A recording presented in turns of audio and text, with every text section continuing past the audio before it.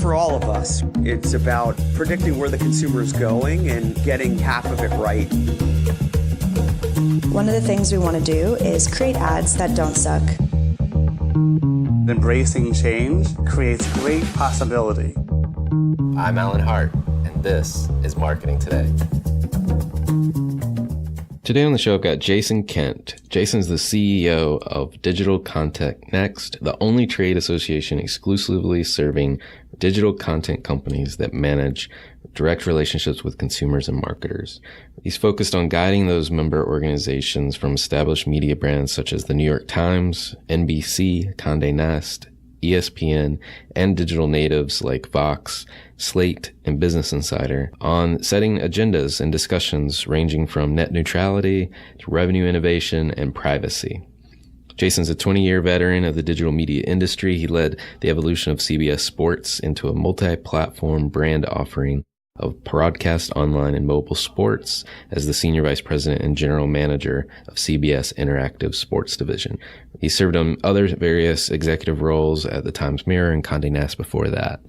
On the show today, we talk about the duopoly of Google and Facebook, trust in those platforms, what it means for publishers and marketers and advertisers, their new platform called TrustX, which is getting into the programmatic space for premium publishers, and much more. I hope you enjoy this conversation with Jason. Well, Jason, welcome to the show. Good morning. Thanks for having me. Sure. Well, I thought it would be good because I wasn't familiar with Digital Content Next. Maybe you could give us an overview. What is Digital Content Next? DCN, we're a trade association, a nonprofit that works on behalf of the content companies, primarily the digital content companies. And we are focused on helping their strategy and where the industry is going. And so it's mainly news and entertainment companies. And we help them with everything a typical trade association would do in terms of research and advocacy and policy and events and helping to guide them. Okay, good. And what was your path to become CEO of DCN? I was involved with the organization on its board. I had spent about 20 years in digital, primarily with a couple big properties. But I sat on the board of DCN on behalf of CBS, the television company, for a good 7 or 8 years. So I had been involved with the organization, and they asked me to take it on in 2014. And so I did. I was thrilled at the opportunity and had been trying to help shape their agenda. Okay, gotcha. And it seems that most of your members are quote unquote, I think you maybe even classify them as premium publishers. Can you describe maybe what that means? Yeah, they are. We have companies that come from television, magazine, newspaper backgrounds. We have a bunch of native digital companies. But the thing they all have in common is that, they are brands that have a high level of trust with both consumers and advertisers. That's what makes them unique. They're not ad tech companies. They're not intermediaries or kind of people that sit in between. They're actually the brands that the consumers seek out and trust for their news and entertainment. We use that word trust quite a bit to describe these brands and the relationships that they have with their end customers. And so, that includes brands like the New York Times and Wall Street Journal, Disney, CBS, Condé Nast, but then like Vox Media and Business Insider and these native digital companies too. And so it's quite a mix. It's about 80 or so companies in total. And I think, most of the news and entertainment industry of the future. Got it. Well, I know you're taking on a bunch of issues. There's so much going on in this space. One of the topics that seems to keep bubbling up is this duopoly of Google and Facebook. And, it seems to be that you would likely have the pulse on your membership base and premium publishers. What does that duopoly mean for premium publishers? That word and that analysis came from some work we did probably almost 3 years ago now, where we started to look at, everybody's celebrating that the industry is growing 20, 25% per year. Digital advertising is a high growth business. And we started to peel back the onion, if you will, to look at okay, where is that growth actually going? And the math and the Google and Facebook's actual financials prove that a majority of the growth, the incremental growth of the industry was just going to two companies. And so what that meant was that over time, you had an industry where the companies that sit in between the user and the news and entertainment that they seek out, whether it be through sharing and socializing around it on social media or searching for it and discovering it, the companies that actually created the content, which is where a lot more of the cost and the art, if you will, sits, whether it be journalism or entertainment, were not receiving equal share or benefit as the industry is growing up. So something was askew. And so we started pointing that out several years ago. And I think it's kind of worked its way through the press and the policy discussions. And the net at the end of the day is that it's not healthy, and that there are, reasons we could go into why these two companies are capturing much of the growth, but that needs to be rebalanced. Right. Well, and most of the listeners that are listening to this are marketers. And so as they think about this dynamic, it's obviously easy, I use that loosely here, easy to go buy on, say, Google or Facebook ad dollars. And I get those models are not rewarding where the content is coming from. What would you want marketers to know? Or what would you want them to consider as they make these marketing decisions? Yeah, I think that, let's be frank, why they've grown so quickly has been they've had unique access to data that allows those advertisers to micro-target audiences in ways that they could only have dreamed of 10 years ago. And so that's a unique benefit that these two companies have, because they see data across your devices and the web in ways that no one else really can. And then they've built scale, easy to buy solutions. So that's the benefit they bring to the table. One, it's never good to have that much concentration in the hands of two companies. And if you just take Facebook over the last year and a half, it's had declining engagement with its audience. Every single set of research I've seen has shown this kind of decline in trust in the core product itself. There's been a litany of negative press, and meanwhile the money continues to flow and the price continues to go up at a pretty aggressive rate. And most of Facebook's revenue growth has come from increasing price in the last year and a half. And so that shows the lock they have on the marketers' dollars, and that's not healthy for anyone. The last thing I would point out is that I don't think brands are fully appreciating the risk to their brands of living inside these kind of unmanaged platforms, if you will, where Facebook or YouTube is another example where they don't really take any ownership over where the ads are actually running and where the money is actually flowing. And that creates a lot more risk to the brand long term that I think is being appreciated. Got it. Well, you mentioned the cost of creating content. What is the current state of the publishing business model today? There's a lot, you had the success stories, I guess, with like, say, the New York Times and adding subscribers, even as they're being attacked by a president of the nation. But where do you see the publishing model today? So once you start to kind of peel it back, you see positive trends over the next few years that have us, we mostly look forward to where things are going, sometimes a few years out. And we kind of see the tide changing at this point in time in a good way. And so, yeah. I mean, it seems like publishers in general are greatly diversifying their business, and how they generate money. I mean, it used to be all ads and subscriptions. Still, it's largely that to today, but they've added studios, content, development. Even in some cases, it seems full-fledged agencies almost have been bolted onto some of them.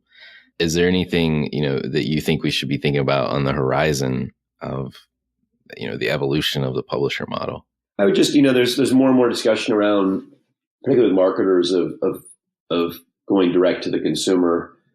And, all of those skills, sort of what we saw with sponsored content a few years ago, those are all skills that publishers already have, right? That's It's the way we describe our members. Is every one of them has a direct and trust relationship with consumers and advertisers. So they're known brands. The consumers come to them because they trust them for the news and entertainment that they create. And yes, they have business models in which they've learned over time how they can take the trust in that brand, whether it be, the Financial Times or Atlantic, pick your brand, and use that to create new relationships and revenue opportunities. And yeah, that's extended into things like events, right? Fortune conferences for our Fortune member, the subscriptions, and being able to move consumers into a auto renewing cycle where they're comfortable paying for the content or becoming a member. The Guardian, one of our members, takes a donation model. These are all core skills of publishers that I think marketers are now thinking more and more about. And it really is, it's not different than it's ever been, which is that marketers, like publishers, want to have direct and trust relationship with the customer. And they work and collaborate with each other to share that. And that's always been the model. Right. Well, you've got, I feel like there's two big business tycoons. Obviously, I can remember the Bezos buying the Washington Post as a personal investment, but there's another one as well that I'm blanking on. But I think it was Time was purchased by someone as well. Yeah, and Atlantic was purchased. That's right. Yeah, that's right. I mean, it's almost as if there's also a billionaire club that wants to sustain these as a public good as well, and maybe that's playing into the model like you described for Guardian, with their donation model. Is there anything there, do you think? I mean, just wondering what you think about that. Yeah, I think, the billionaires buying the media companies are, a combination of, I think, investment plus and a respect and understanding of the importance of these institutions. But the models themselves of depending on philanthropy, if you will, that speaks to the brand, right? And NPR is one of our members also, and NPR very much has a long history of relying on the public to support it. And, that's an affinity and a passion for that brand. And it speaks to the trust in it, and it makes perfect sense. At the end of the day, they're still all businesses, though, and they have to find a model that is ultimately connected to the audience's willingness to find a way to subsidize it with their time and attention or with their own wallets. And you can be owned by a billionaire, but ultimately the billionaire is going to expect that you have a business that doesn't continue to draw on their own resources. Right. Well, let's talk a little bit more about Facebook. It seems to be popular in your Twitter feed. And it seems to me as a consumer, put my consumer hat on for the moment, that they've really had some critical self-inflicted wounds that would support moving funds from Facebook to premium publishers just for safety's sake, if for no other reason. I'm assuming you agree with that, partly because you're supporting your members, but is there data to support any of that at this point? There's you get insights behind closed doors of advertisers pushing back or pulling back. In the short term, that can end up resulting in higher prices elsewhere, or even slower erosion of offline media, which we've seen.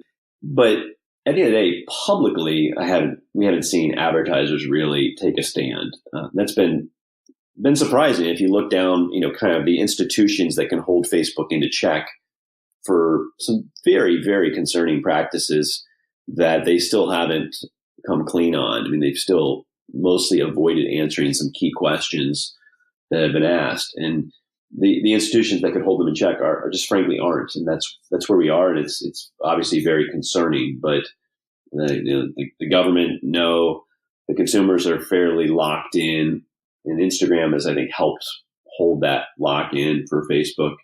And the advertisers, you'll see things like, I read just this morning, advertisers, despite the concerns, the conversion is good. So the fact that there's opioids being on Instagram at the same time, it's kind of, they look the other way, and it's appalling at times, but I think they're under short term pressure the marketers, and they're also trying to continue to deliver what they think they need to deliver to their bosses and the metrics that they've kind of bought into.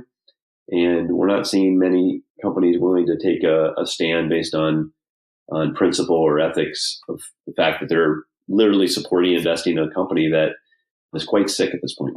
Right.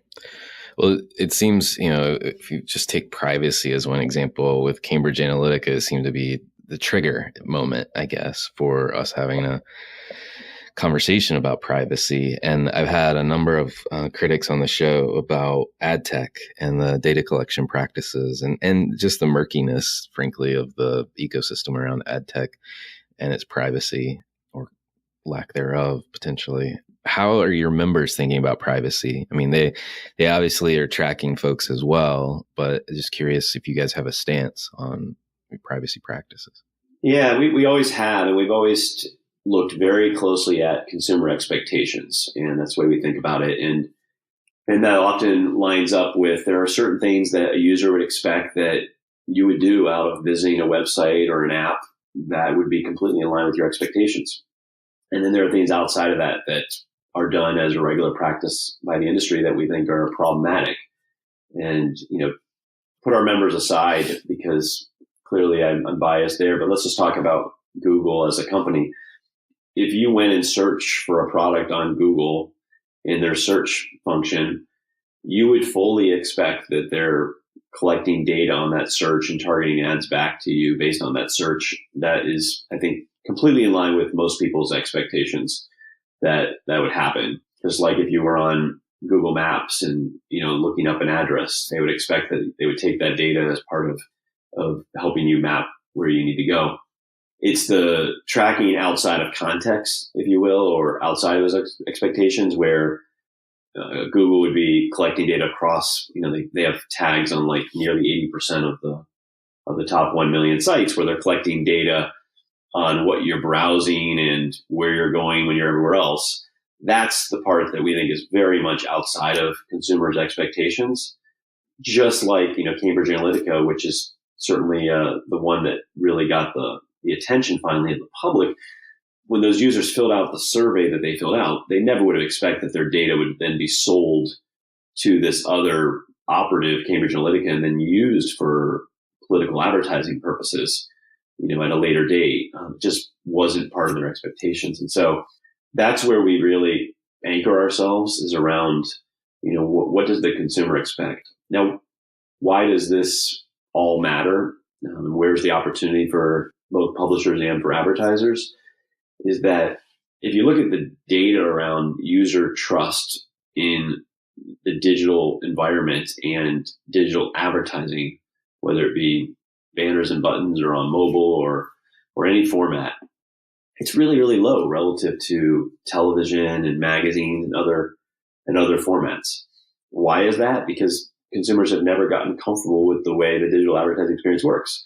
And this idea that they're being tracked across the web only makes that worse. It's why users have installed ad blockers at a high rate. And so it's something as an industry we have to solve for.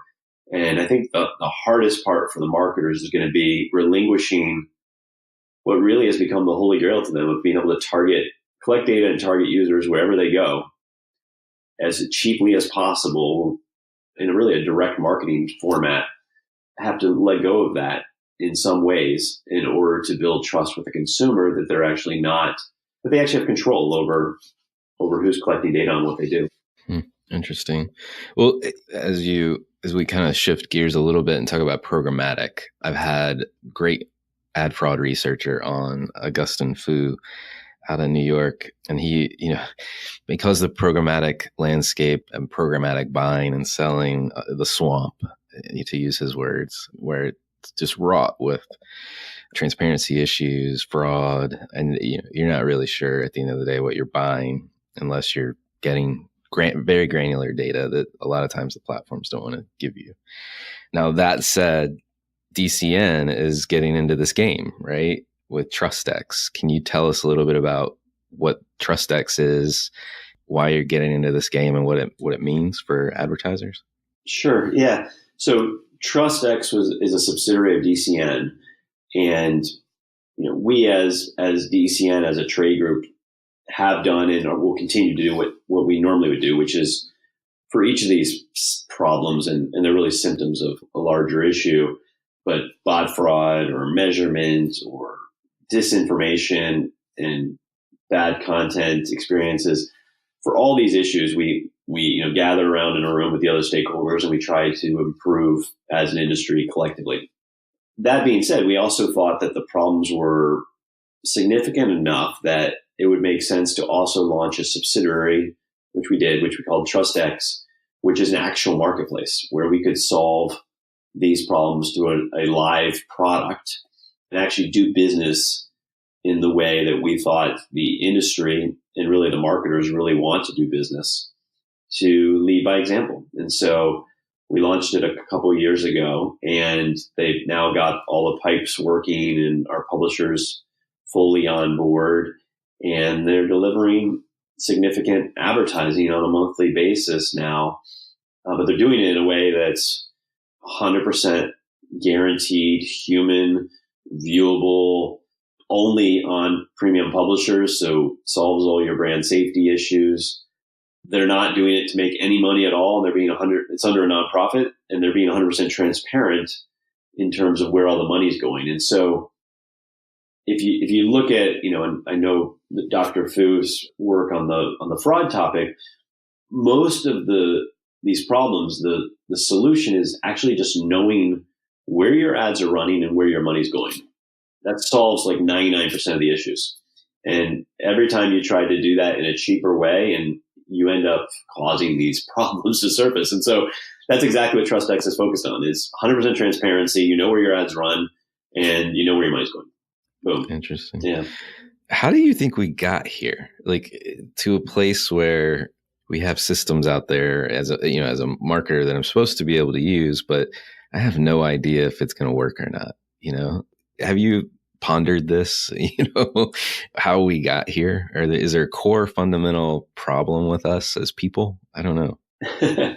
Well, what digital brings to the table, which is super powerful, is the ability to automate things that we've done in the past, which had a lot of cost to them from a human perspective and weren't as efficient. And so things like programmatic and the ability to use technology to make things more efficient are wonderful, and they're going to continue to grow, and they are absolutely the future. And so the challenge is that as they're built, if you don't have the right principles in place to, again, back to that word trust, to know that two parties are going to get the value that they expect from the other end on a repetitive basis, then things break down. And the ad supply chain is a great example of that. And when you have a black box and you've got all these intermediaries, and their mission is to maximize their own profits, right? You've got advertisers on one end, and you got consumers and publishers on the other end, and you have all these companies in between that are trying to maximize their own profit that are VC backed. They inevitably are going to take welfare or take revenue away from the principals, the advertiser and the consumer publisher. And so that's what's been happening. They've more and more have been squeezing the revenue into the middle to these intermediaries, Google and Facebook being the two biggest beneficiaries. That's bad for advertisers, bad for publishers. And when either of those parties aren't making enough money to justify their investment, things start to break down in a vicious cycle. And I think that's what we're kind of seeing. And so the work, particularly on the marketer side, to bring more transparency to the supply chain is incredibly important, because what that will do is force the value back out to the principals on each end. And that, the publisher can then reinvest into better experiences for the marketer, and the marketer can reinvest in, what's meaningful to their brand rather than doing stuff as cheaply as possible. Do you feel like that shift of pushing the value back out to the ends versus the murky middle, is that going to come through, innovations or new products like TrustX? Or is it going to come through regulatory regulations, I guess? What are your thoughts on what's going to be the tipping point? Or consumers just going to wake up one day and realize that they don't like what they're seeing? I think that's already happened, right? And so you've got more and more young people that have just said, forget it, I'm out. And, they've installed ad blockers and or they're, using Netflix or, going to product experiences where they don't have to deal with advertising. You'd like to believe that the industry's efforts would solve some of these issues through innovation. It's difficult because there's a lot of money for the incumbents that are in the room that are determining the rules. And I think we're at a point where regulatory threats are more and more likely, which have their own concerns that come with that, because you don't want to slow this whole innovation cycle down. But on the data side, at the end of the day, data is an incredibly important piece of that value exchange.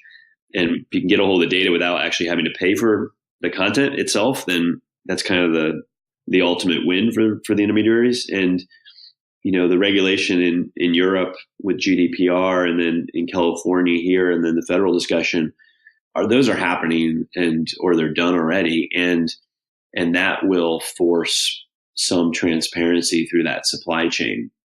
They're asking questions in Europe, like, is the entire programmatic system, is it actually a GDPR violation as it stands? And do we need to reform it? And so that's regulatory threats driving an evolution pretty quickly. Fascinating. It's going to be something to watch for sure in the next year or two. One of the things I love to do on the show is just kind of get to know the person behind the topics. And I'd love to ask you, I love this question, which is, is there an experience of your past that defines or makes up who you are today? Yeah, that's a big question. So, I do think I did spend 20 years before taking this job where I was working for publisher brands that a bunch were within the old Times Mirror Corporation that had magazine brands, and as part of the big newspaper company, and then in one of them being Sporting News, and then spent 7 years CBS Sports. And so I very much developed a love for the history of these brands and finding a way to help them evolve into the digital future. And I was gifted with opportunities that I was a coder when the first web browsers came out in the early 90s, that I was gifted with opportunities that I never really ever should have been given because I was still a naive, 20 something year old, 22-year-old. But people were patient with me and had an opportunity to learn inside of big organizations how to build properties and help these companies evolve what I knew. And so that all, I think, has led to, a chance where now I like to believe I'm trying to do that now for the broader ecosystem and for all these publishers, and maybe in certain ways translating the understanding of the tech and the business of creating digital media to people, like particularly in Washington or in Brussels, where there's always been a pretty significant divide. So we can kind of help educate the various institutions that we can push this forward. Love it. Well, is there any advice you give to your younger self if you're starting all over again? You really don't know that much about the world. I think one of the challenges, and I think, it can also be a benefit with how fast things are shifting, particularly in tech, is that you get these opportunities where you feel like you're ahead of the rest of the industry because you come in early on something. And, in the early 90s, that was building websites, and then in the 2000s, it was leveraging social media or community properties, apps, so each of these cycles we go through, there is a group of people that are typically younger who are well ahead of the rest of the industry, and they get opportunities that they never would have ever gotten just based on, experience inside of these large organizations. And I think it's a huge opportunity, and we all can learn from these young people a lot, but at the same time, there's so much for these young people and myself when I was in my 20s to learn from the people that were around me. And, I'm even more humbled now that they were patient with me in my 20s. So that's great. Well, what fuels you? What keeps you going? I do, particularly on the news side, the journalism side, as much as I took this role 4 years ago to figure out the competitive issues and kind of some core, I describe them as trust issues and the way the marketplace worked that I thought needed to be figured out to pay for the future of news and entertainment. The pressure and the discussion around the journalism and the press and protecting it as an institution has fueled me even more so the last couple of years. I have as much respect as I've ever had for the brands that seek to, at the end of the day, yes, they want to make money, but they're also out there to inform the public and do it in as objective way as possible. And they're important to our society. And so, the discussion around Facebook and data and privacy and disinformation is like, I'm passionate about it because it intersects both with my own beliefs for what's important to the public, but also it does happen to be what I'm paid to do for this trade association, which makes things fun to wake up each morning. Got it. Well, are there brands, companies, or causes that you follow or you think other people should take notice of? I would highlight one story right now that I think everybody should be aware of, which is there's a news group in the Philippines called Rappler. I don't know if you've heard of them, that Maria Ressa is the CEO and founder of. She's a longtime journalist, and she's been a very good voice. She has a great podcast that she did with Kara Swisher in the fall, and there's a profile of her in the New York Times. And she was named Time Person of the Year, actually, for Time Magazine a few months ago. She is very much, and their newsroom is very much at the intersection of what can happen when Facebook has too much power and social media goes awry. And 97% of the Philippines uses Facebook as their internet, basically. And then intersecting that with authoritarian power and intimidation. And she's very much at that intersection, and she's been indicted now on charges and was even arrested last week, thrown in jail for overnight. And this is all because of kind of trumped up disinformation. And so I'm paying a lot of attention to that. And I think it's a cause that people need to be aware of, because it is really at the heart of why these issues are important. Yeah, it sounds like it's right at the heart of democracy or free communication. Absolutely. So last question for you, and I hope this is a fair one. I don't think of you as a marketer necessarily, but I would love your thoughts on what you think the future of marketing holds. Oh, interesting. Yeah, I do think about these things a lot. The part that I worry about, I think, is both the biggest opportunity still, is that the piece of marketing in terms of brand marketing and really building desire and demand for your product, finding new customers, and that's the discovery piece. Like, it's not that different than what publishers try to do on search or social media. Is, they want to be discovered. They want people to think differently about them. That piece hasn't really been solved in a significant way in digital.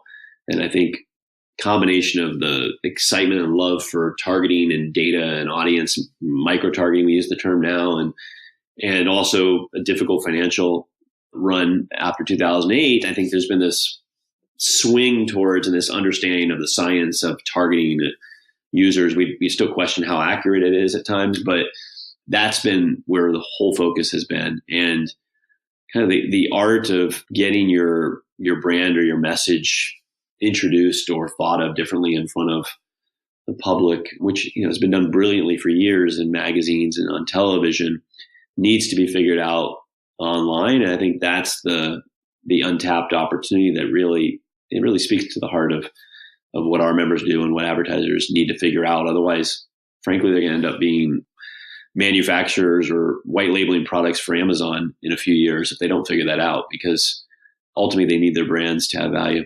Oh, that's fascinating. It sparked an idea in my head that there's probably, if we as marketers could study, how publishers grow their base, right? Their discovery base.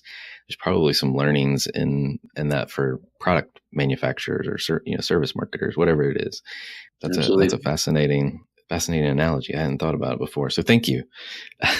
But thank you also for coming on the show. It's been fascinating to kind of hear the publisher side of the story. Oh, thank you for having me and the interest. Have a good rest of your day. Hi, it's Alan again.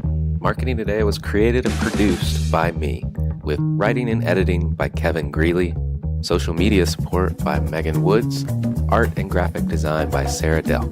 If you're new to Marketing Today, please feel free to write us a review on iTunes or your favorite listening platform. Don't forget to subscribe and tell your friends and colleagues about the show. I love to hear from listeners, and you can contact me at marketingtodaypodcast.com. There you'll also find complete show notes with links to anything we talk about on any episode. You can also search our archives. I'm Alan Hart, and this is Marketing Today.